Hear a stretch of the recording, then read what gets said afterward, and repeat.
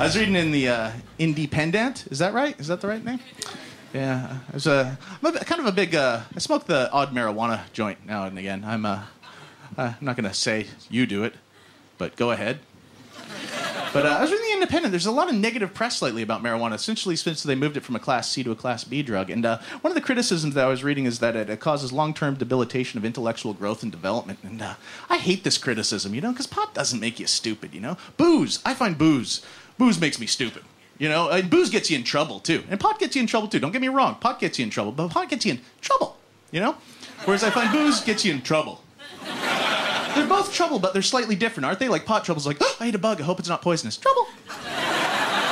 Booze trouble's always like, holy shit, I need a lawyer. Trouble. But I came home one night and I was a little high, and every time I'm high, I watch a little bit of television. That's the weird thing for me. I always watch the Discovery Channel. And last time I was high, I watched this show on the Discovery Channel called The Human Animal with Desmond Morris, a show about anthropology. Now, I never would have watched this show if I was drunk or if I was sober. But high, I was like, oh yeah, let's see what this guy's got to say. And I learned things. Like this show started talking about the evolutionary characteristics between the two genders. And it started talking about the female brain. Now, apparently women, when exposed to low doses of estrogen and progesterone around age 2 or 3, their frontal cortex starts growing at a roughly 1/3 faster rate than the average male brain, causing more axioms and synapses to hold on to more descriptive words in their vocabulary. So that by age 21, they have roughly 5,000 more words in their vocabulary than the average guy. And I was like, holy shit, that's amazing. And I felt this weight lift off my shoulders. Because I realized if you have 5,000 more words than me, I don't have to feel bad about not knowing what the fuck you're talking about. You got your own language at your disposal, and you use it unmercifully against us. You can't win an argument with a girl. You've got 5,000 more words. How do I win? You can't. You can throw whatever you get. You know why? Because you can't go and check it. You ever get in an argument with a guy? You can check. That's bullshit. That's bullshit. And then what do you? Let's go check a book. Oh, you're right. Good one. Have you ever gone to a book with a girl? Hey, let me go check that. The book doesn't know how I feel. Oh, that's a good point. You can't win a fight with a girl. Why? Because we're not allowed to punch anymore. I'll clap for that. Being ironic. There's one other activity that we were given that women weren't given in order to balance out this inequality of the development. Men were given a special skill, women were given it, which I think is amazing. It's something called spatial conception and three-dimensional rotation. That's what we were given to balance out the deficit in our words. And I was like, oh, yeah, that sounds cool. What can we do with that? Here's what we can do that you can't do. We can go through a box of bolts, right? And go, hey, look at that bolt. And then go through a box of nuts and go, hey, look at that nut. Oh, hey, I bet those two fit together. That's it. That sucks. Are you serious? You get 5,000 words and now you can trick me into fixing shit for you? How does that... It does allow us to do a couple other little things, though. Like this one I find funny. It allows us to parallel park cars better than you. Oh, sometimes that upsets people. You see that? Oh, that's not true. It is true. Put a baby on each bumper. Who do you want to have park the car?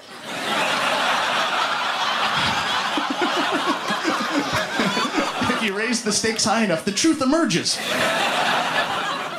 There's one activity, though, that I find very funny that is spatially conception-based. And it's one of those things I don't think most guys care about as much as women. I get a real kick out of this one. It's getting dressed. That's a spatial conception activity. And most guys I know don't care about as much about their appearance as most women do. They take much pride and dignity. Look around. They're beautiful tonight. Whereas most guys, we can get dressed like that, but we don't care what we look like. Like, oh, look, the T-shirt with the cum stain. That'll fit. Boom. And it's on.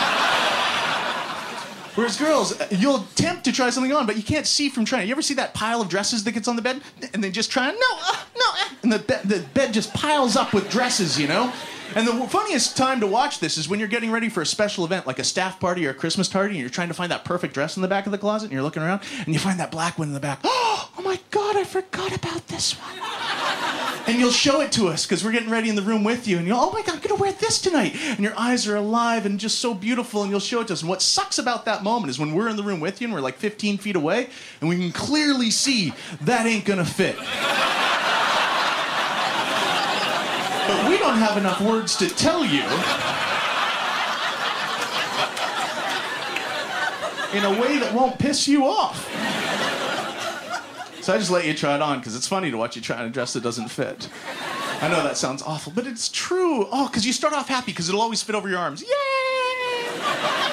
But then the happy goes away when the entire dress is in one ball above your tits. And this confusion hits your face. What the? No, this, no. And you try to bring us into it. Baby, is it caught on something back here? Can you see? And that's like a trick question, because you want to answer, yeah, that big roll. You don't feel that?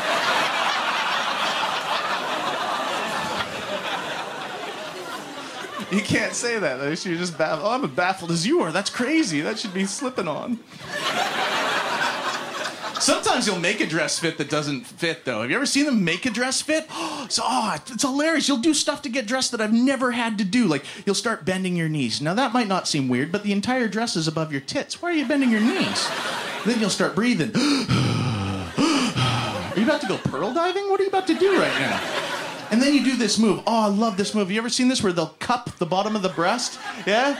And then they'll hold the dress, and then it'll all come together in this Cirque du Soleil move where they jump, breathe out, push the tit in. The tit disappears through Stargate. I don't know where the tit goes. Dress comes down, tit regrows where it used to be.